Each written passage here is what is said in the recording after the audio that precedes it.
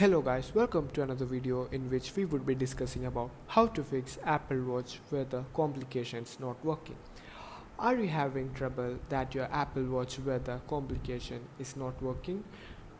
Don't worry, in this video we'll help you find a solution for it. Just follow these easy steps. 1. Toggle location services. Open the settings app on your iPhone. Navigate to privacy and security, location services. Turn off location services, wait for 10 seconds, then turn it back on. 2. Reset location and privacy. On your iPhone, open the settings app. Tap General. Transfer or reset iPhone. Tap Reset, then reset location and privacy. 3. Unpair and pair the Apple Watch. Unpair the Apple Watch. Open the Apple Watch app on your iPhone.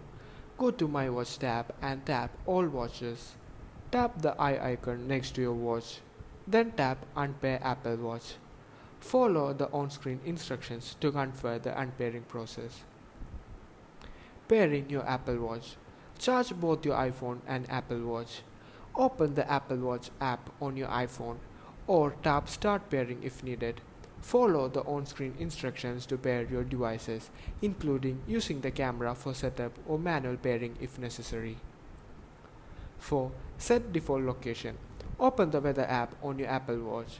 Set a specific town as the default location instead of using current location.